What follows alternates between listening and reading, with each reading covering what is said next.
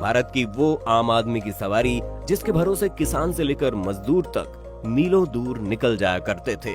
तो फिर ऐसा क्या हुआ कि आखिर दुनिया की सबसे ज्यादा बिकने वाली एटलस के आज पुर्जे पुर्जे बिकने के कगार पर आ गए? आइए जानते हैं हमारे इस वीडियो में। दोस्तों, हमारी इस कहानी की शुरुआत होती है श्री जानकी दास कपूर जी से, जो वैसे तो एक छोटी सी साइकिल की दुकान में सीट बनाया करते थे, मगर सन 1951 में कुछ अलग करने की भावना से जानकी दास जी ने टीन शेड के नीचे एक फैक्ट्री डाली जिसका नाम था एटलस। जी हाँ, मात्र एक टीन शेड से शुरू हुई ये कंपनी एक साल के भीतर 25 एकड़ की बहुविशाल फैक्ट्री में तब्दील हो गई और इसका ठिकाना बना दिल्ली से केवल 40 किलोमीटर दूर हरियाणा का सोनीपत। इसे ऊपर वाले का आशीर्वाद कहीं या जानकी दास कपूर जी की लगन, कंपनी ने मार्केट में उतरते ही सबको पीछे छोड़ना शुरू कर दिया। जिस कंपनी ने अपने शुरुआती दिनों में सिर्फ 100 से 120 साइकिल बनाई थी, अब वो पलक झपकते ही साल भर में 12,000 से ज्यादा साइकिल बेचना शुरू कर चुकी थी।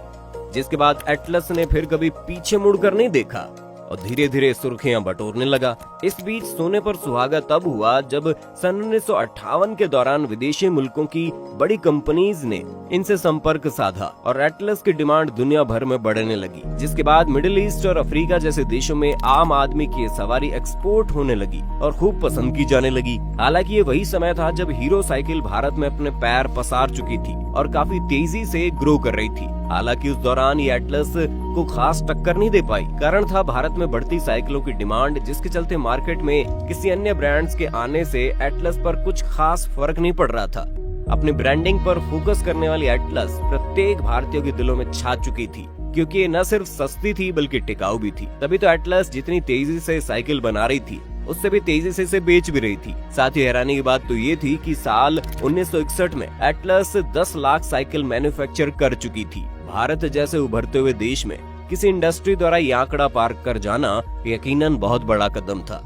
कुछ ही सालों में एटलस के पास डिमांड के साथ साथ पैसे भी आने लगे, जिसकी बदौलत उन्होंने कंपनी के एडवर्टीजमेंट के लिए एक बेहद खास पोस्टर जारी किया। दरअसल दोस्तों, ये पोस्टर इसलिए खास था क्योंकि यहाँ इन्होंने पुरानी सोच को बदलते हुए अपनी साइकिल पर किसी पुरुष की जगह महिला को बैठाया था, जो कि घरेलू वेशभूषा में साइकिल चला रही थी। एटलस का ये पोस्टर उस वक्त की ऑर्थोडॉक्स आइडियोलॉजी पर सर चढ़कर बोला और महिलाओं ने भी साइकिल चलाने की सोची, जिससे न सिर्फ एटलस के ग्राहक बढ़े बल्कि नारी शक्ति की मिसाल भी पेश हुई। इसके बाद एटलस यहीं पर नहीं रुकी। इसने समाज में क्रांति लाने के लिए साइकिल की सवारी पर कई ऐसे पोस्टर पेश किए और सोसाइटी के तमाम वर्गों को लुभाया भी, जिसकी बदौलत 1965 तक एटलस भारत की सबसे बड़ी साइकिल मैन्युफैक्चरर बन गई। मार्केट में अपनी पैठ बना चुकी एटलस अब कुछ नया करना चाहती थी और साल 1978 के आसपास इसने रिबन साइकिल के नाम से अपनी रेसिंग साइकिल को मार्केट में उतारकर सबको चौंका दिया। ये इतना पॉपुलर हुई कि 1982 के एशियन गेम का सारा जिम्मा एटलस के कंधों पर सौंप दिया गया, जिसे उन्होंने बखूबी निभाया भी। माना जाता है कि एशियन गेम में यूज हुई तमाम साइकिल एटलस ने ही प्रोवाइड की थी, जिसकी सवारी देश विदेश तक के खिलाड़ियों ने की और एटलस साइकिल का सिक्का चमकने लगा। और अपनी सेल को बढ़ाने के लिए उस समय के दिग्गज हीरो सुनील शेट्टी से इसका प्रमोशन भी कराया गया। हालांकि ये यहाँ नहीं रुके और साल 1987 में इन्होंने सबको चौंकाते हुए 10 गियर वाली एटलस कॉनकॉर्ड लॉन्च कर दी, जो कि उस वक्त की सोच के मुकाबले काफी फ्यूचरिस्टिक स्टेप था। ऐसे में अगर हम 1990 को एटलस का गोल्डन एरा कहें तो गलत नहीं होगा, क्योंकि दोस्तों इस समय कंपनी पॉपुलर हो चुकी थी, इसकी डिमांड अपने चरम पर थी। देश में नहीं बल्कि विदेशों में भी लोग इसे पूछ रहे थे। बड़ी बड़ी हस्तियां इसे चला रही थी, जिनमें से एक मशहूर नोबेल पुरस्कार विजेता अमर्त्य सेन भी थे। लेकिन वो कहते हैं ना कि वक्त हमेशा एक जैसा नहीं रहता। साल 2003 आते आते इस पर काले बादल छाने लगे।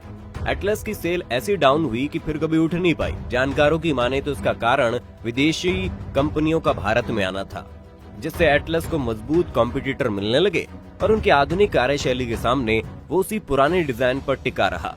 माना यह भी जाता है कि जमाने के बदलते बदलाव के साथ एटलस ने खुद को अपडेट नहीं किया, जिससे हमें हीरो से सीखना चाहिए कि आखिर कैसे उसने दूरदर्शी कदम उठाते हुए टेक्नोलॉजी के क्षेत्र में हाथ डाला और बाइक के साथ काफी चीजों का मैन्युफैक्चर करके मार्केट में खुद को जिंदा रखा हुआ है। साथ ही भारत की अर्थव्यवस्था भी इसका एक कारण हो सकता है, क्योंकि अब इसमें काफी बदलाव आ चुका है। लोग सस्ती साइकिल को छोड़कर कार और मोटरसाइकिल की तरफ रुख करने लगे थे। हालांकि इन सब के बावजूद भी एटलस के विश्व भर में 4000 डीलर मौजूद थे, मगर वो सिर्फ कहने भर के लिए, क्योंकि दोस्तों कंपनी बीते कुछ सालों में न सिर्फ स्टॉक मार्केट में गिरावट झेल रही थी, बल्कि परिवारवाद में भी बिखर चुकी थी। कंपनी 3 अलग पार्ट में डिवाइड हो चुकी थी, जो कि इसके पतन का एक और अहम कारण बना, और कंपनी ने अपना पूरा कारोबार धीरे धीरे समेटना चालू कर दिया।